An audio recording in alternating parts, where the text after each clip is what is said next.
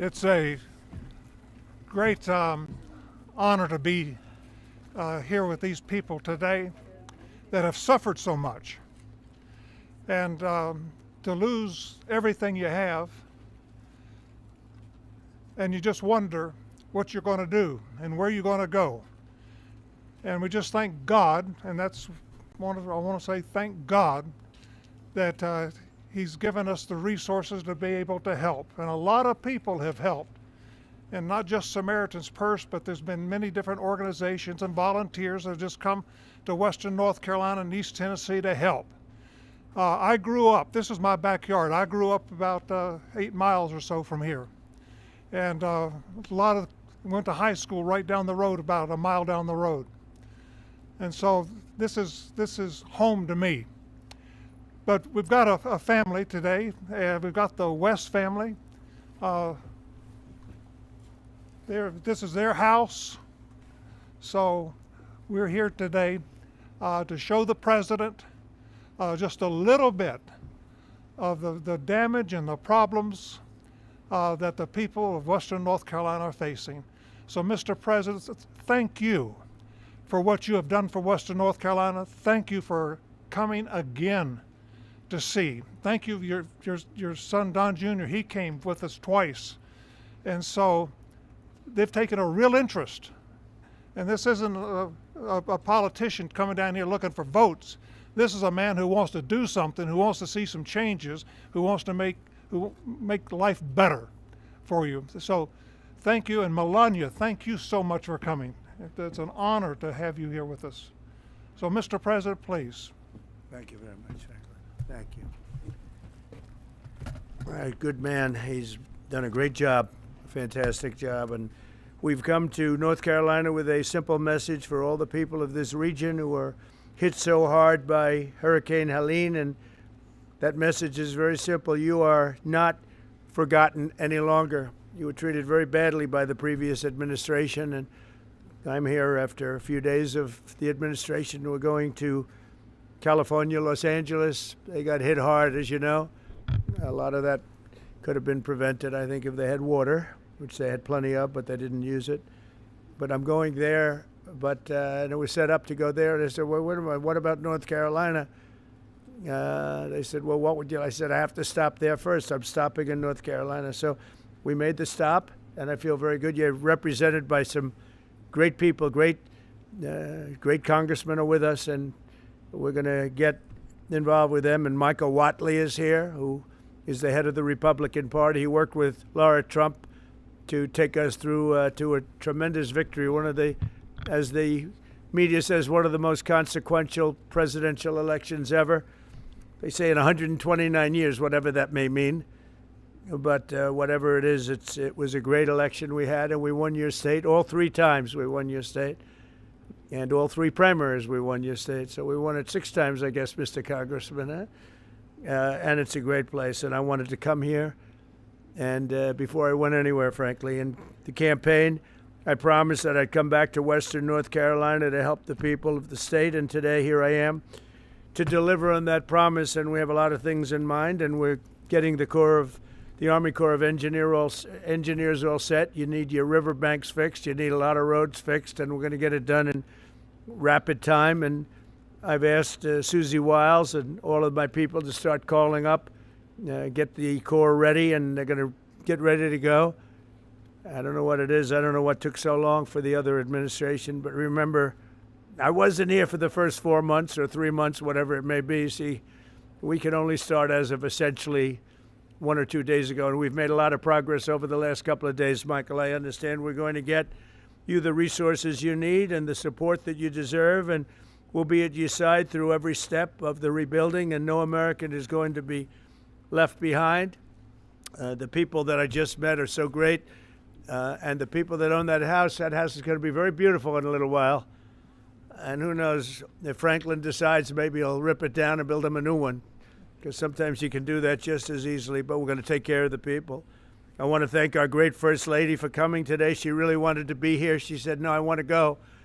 And, she sees what happened, and she felt very badly, and she wanted to go. And We're then going out together to Los Angeles, but she wanted to be in North Carolina. She saw what happened. She has a feeling like I do for North Carolina.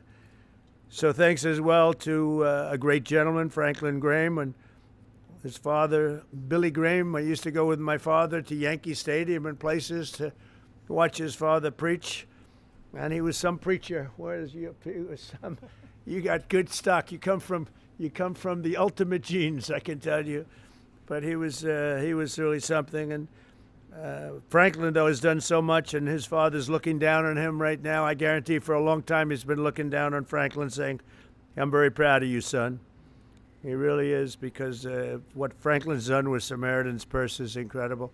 They told me just yesterday that Samaritan's Purse has been great, but the FEMA people sort of left you high and dry, but we're going to change that around. We're not happy with FEMA.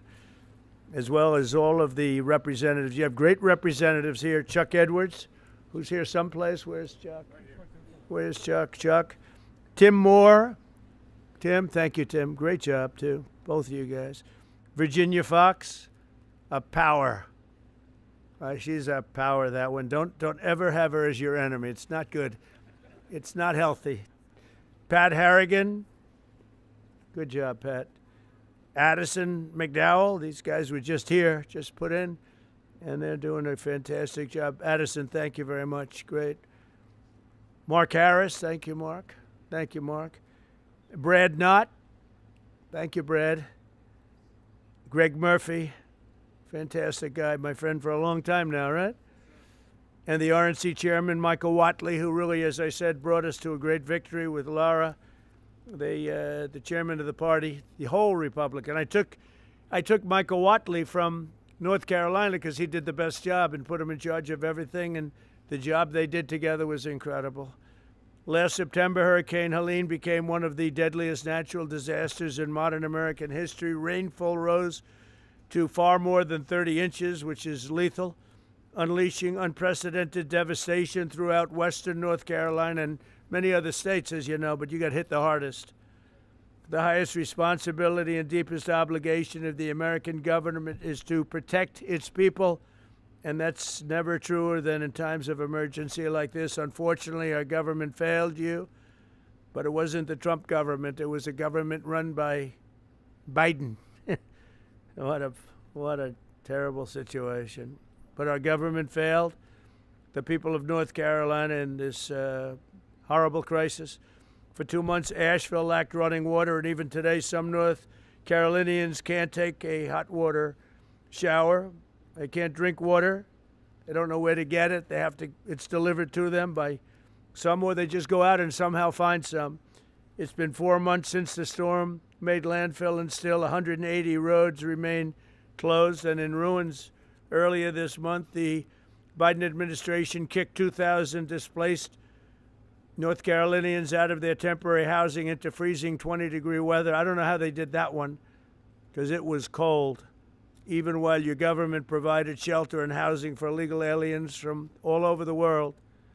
But under the Trump administration, the days of betrayal and neglect are over. They are over. As I said in my inaugural address, we restore the integrity, competency, and loyalty of the American government. And I think I said most of it in the inaugural address. We said a lot of things, but one of the groups of people I was thinking about is you in North Carolina. A lot of that was in reference to you and what you've had to suffer. I'm pleased to announce that under our leadership, the federal government will be surging housing solutions to the state that go beyond mere temporary hotel stays that ended up being very short-term. The government wouldn't do it any longer, which is ridiculous. We'll marshal all available resources to bring back potable water and make your water and infrastructure dramatically more reliable very quickly. Today, I'll also be signing an executive order slashing all red tape and bureaucratic barriers and permits to ensure the rapid reconstruction of the roads here in western North Carolina. We're going to go through a permitting process that's called no permitting, just get it done. That's the way they built them many years ago, I guarantee you that, right? We will get them back very quickly, and we'll begin the work of fundamentally changing, terminating, or overhauling FEMA's been a disaster no matter where they are. We're honored to be joined today very quickly by several families affected by the vicious storm. I'd like to ask each of them to share their story. Chris and Kim West, you could come forward. Ramona Nix, Jackie Mitchell, and Thomas Gary Bright. And finally, the Wright family. And come on up and maybe say a few words. Please, thank you very much. Hello. Hi. Come on in here.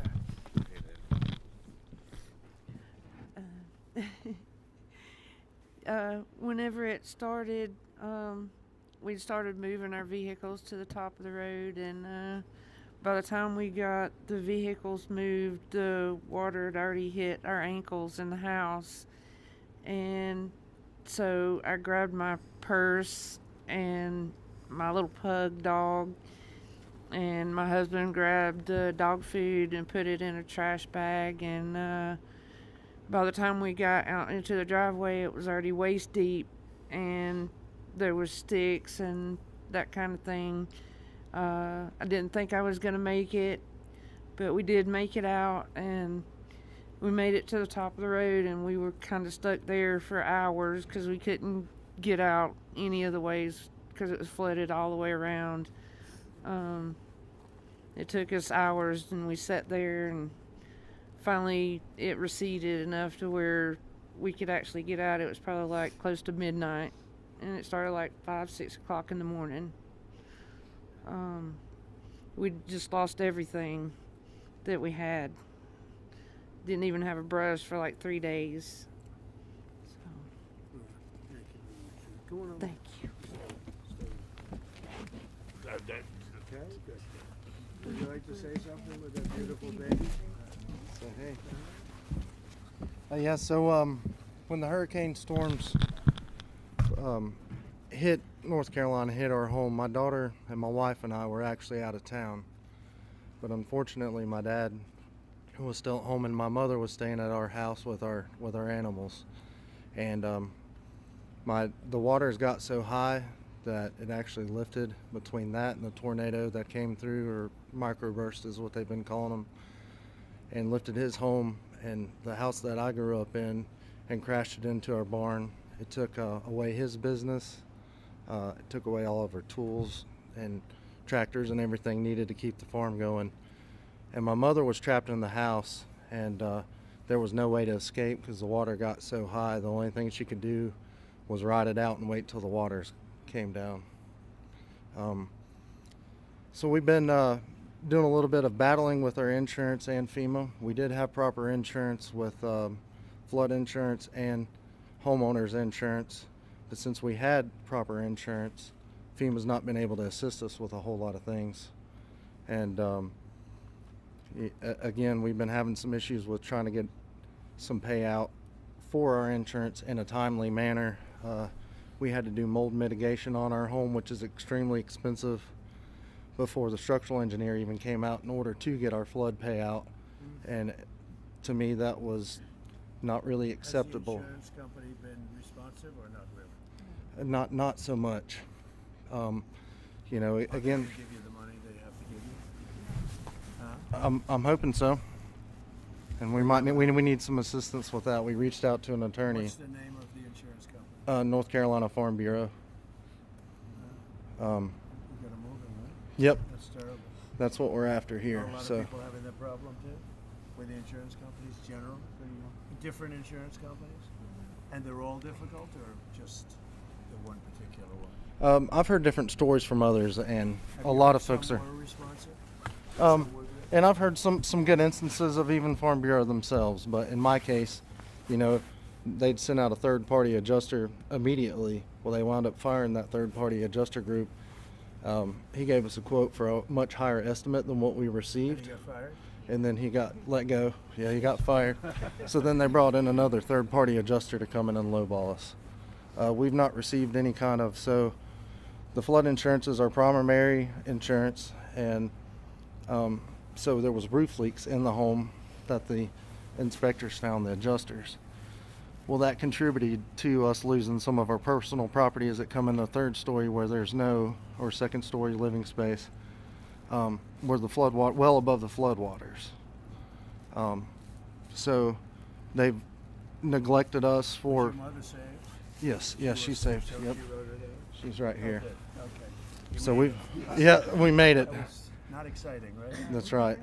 How scared were you? Very. Did you think you were going to make it? No. You didn't think so? Nope. I just started praying. So you were sort of on a boat. Your house became a boat. It's a big pontoon. That's some story. It was a Would you beach like to house say on something? the steps. I'll bet this guy would like to say something. I can tell. I was next door to the house, and my son was out of town, so when he came in to Charlotte to my sister's, he called about 2 in the morning because at midnight the water was still in the stream, within the banks. So when he called, the water was coming up, so I started moving vehicles up to about 5:30 in the morning, and she was in the house, and I pulled up to the steps and I said, hop on the fender and I'll get you out. Well, he built a beach house on stilts, 5 times higher than the floodplain. And she said, well, he said I'd be okay. So I'm staying with the dogs. So I went to higher ground with some vehicles, hers included, and the water covered everything. But I'd already seen it come around both sides of my place, so I got my blind and deaf dog and a bag of valuables and took up off the side of the hill behind my house, and then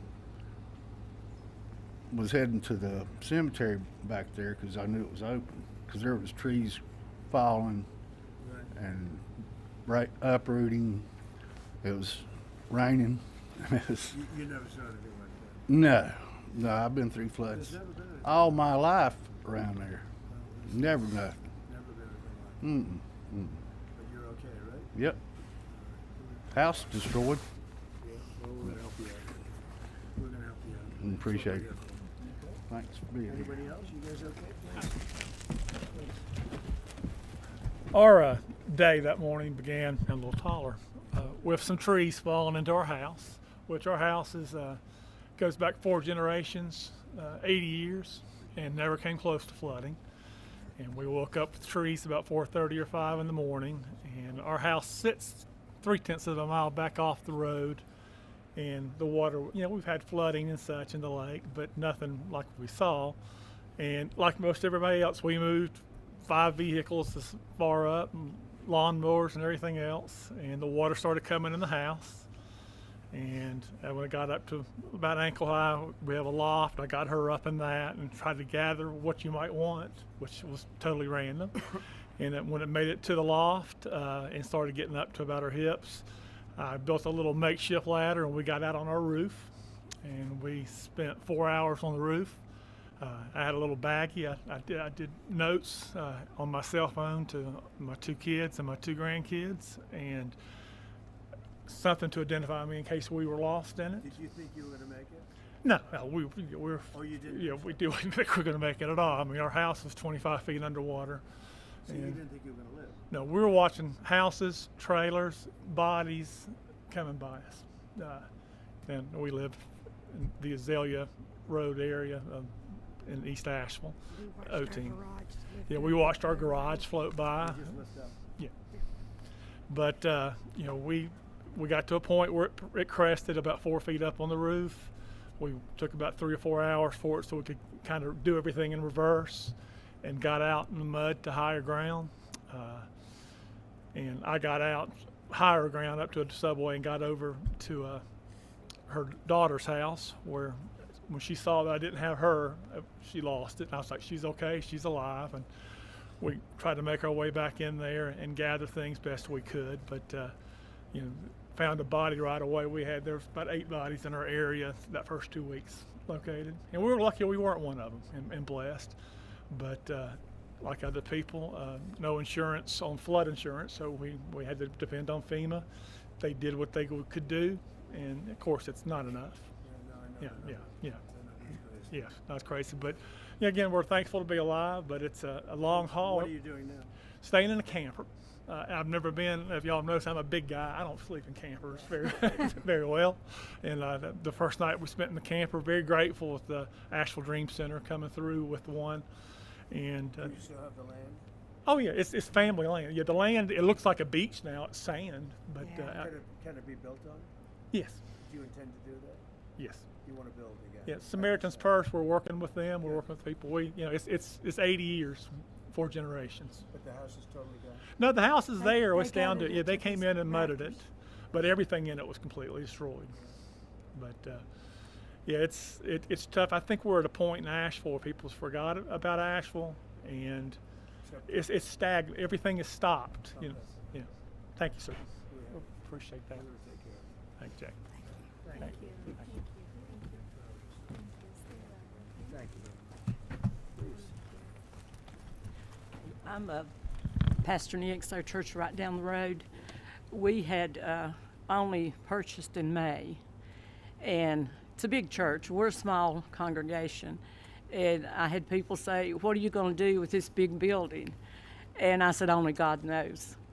And we had our dedication, and the storm came the next week.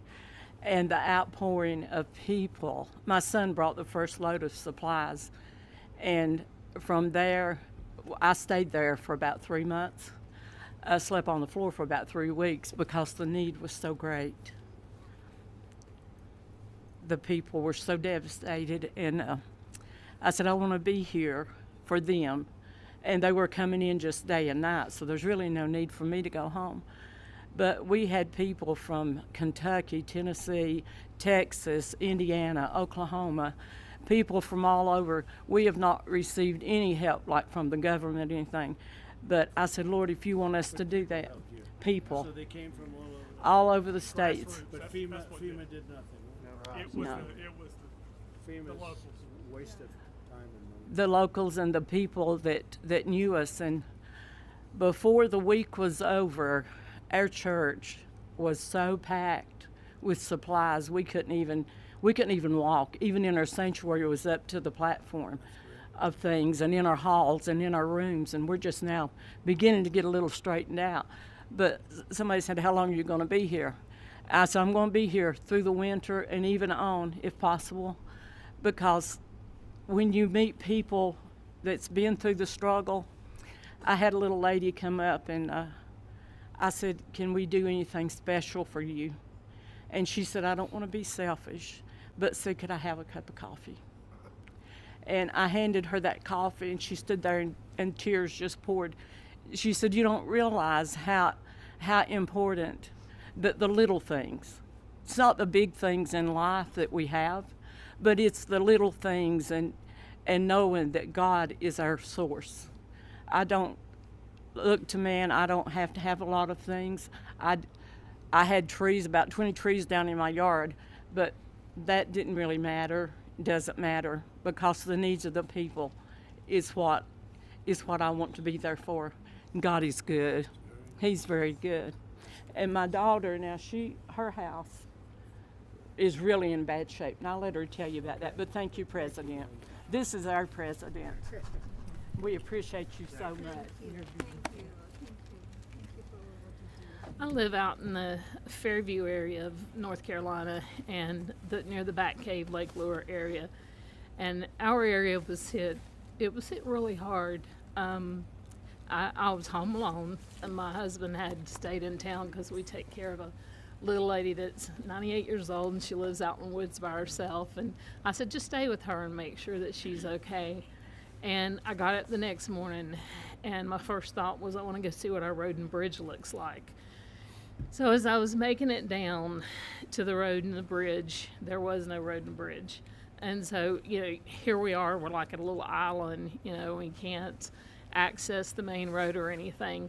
And then the fire department came by the next day and said that they were evacuating me and my neighbor because a landslide was going to come. And they told me to get my stuff and get ready. And so while I was getting my stuff and getting ready, there was a knock at the door, so I thought it was the fireman. And I went to the door, and there stood my 21-year-old son his name's Nathan, and he had drove as far as he could to get to me, but he hiked 5 miles, and it took him a really long time. And he got there, and he said, "Mom, grab a bag. We gotta go." And I said, "Son, there's no way I can hike out of here." And he's like, "No." He said, "We gotta go." So we started hiking out, and I seen one of my neighbors who she had no clothes on. Her skin was like chunked up. It was just, she was blue. She had been in the waters, and where she had went or I don't know, but it horrific is just all I can say. But then as me and my son hiked on out, we went through where this place, we call it Craigtown, but there were like a lot of family members there that passed away, like 11 of them, and there were people out everywhere looking for their loved ones, and there were dead bodies. You know, my son's like, "Mom, you're gonna see things you don't want to see," and so anyway, we got through all that. But I stayed at our church in our sound booth. My husband and I, we just slept up in the sound booth for a couple of months because we didn't have power or anything for about 2 months out there. And then we went back. I've been fighting with FEMA since day one. Our community, there's like 32 homes. We don't have a road and a bridge. We're driving through our neighbor's property. You know, I went to EMS and I said, "Look, my concern is if we have a fire or we have an emergency out here, you're not going to get to us. You can't get those big trucks up here." And I've called and called and called FEMA, and you know, I said, this happened on September 27th. That's 4 months ago. Well, for us today is still September 27th. You know, we haven't had help. And so when I talk to FEMA, I'm explaining the road and the bridge, and they send me a letter that tells me to basically fix it and send in my receipts, and they'll refund me some money.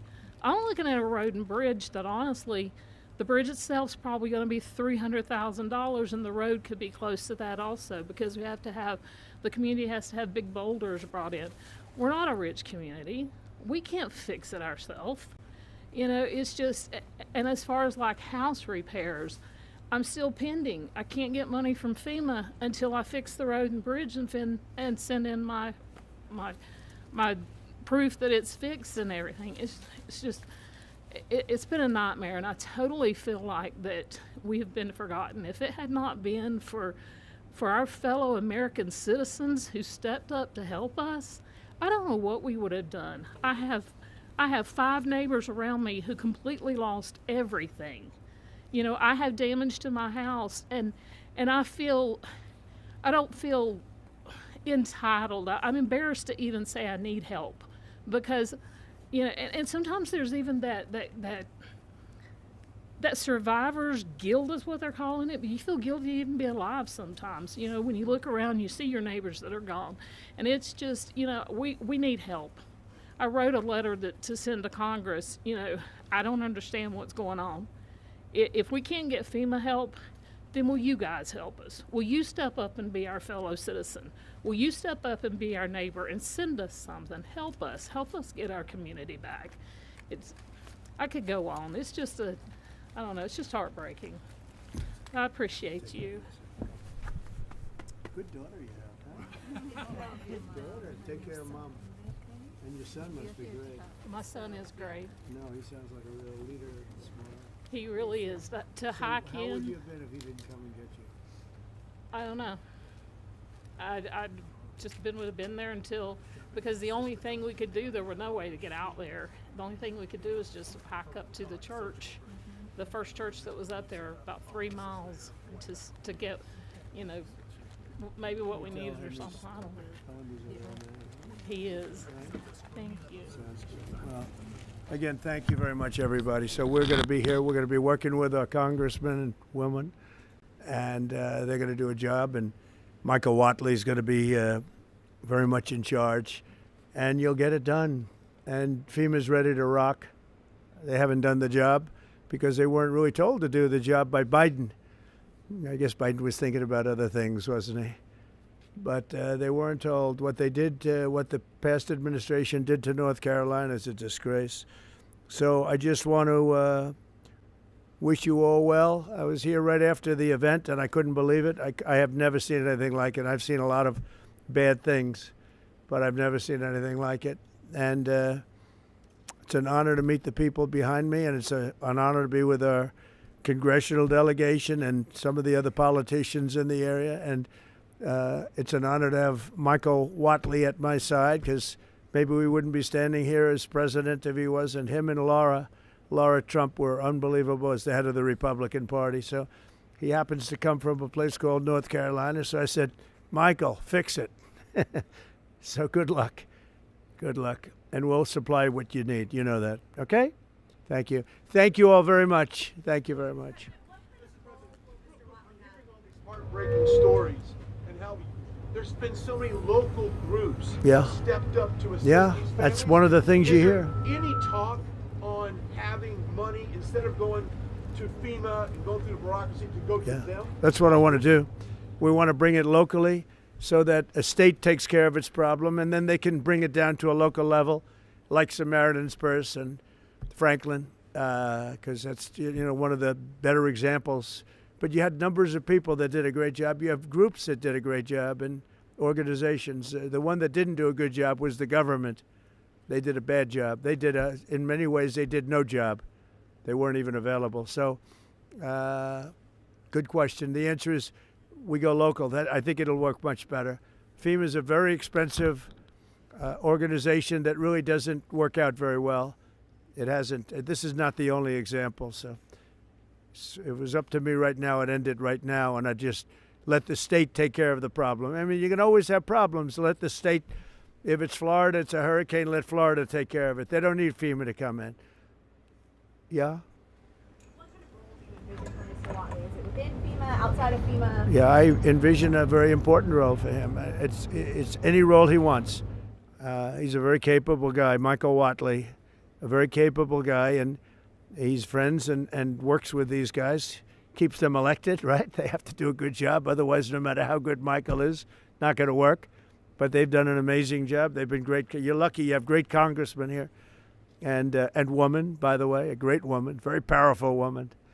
They're going to do a great job. They'll do it together. They'll work together, and we'll supply what they need as they need it. We'll coordinate that, and we will immediately get the Army Corps, Michael, because you need roads built. You know, we're talking about the bridge. We're talking about roads and things. So we got to get them built, all right? Okay?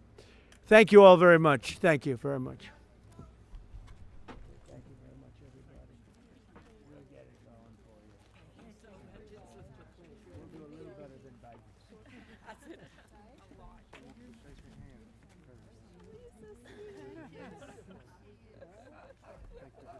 We're so glad you came with him. Of course.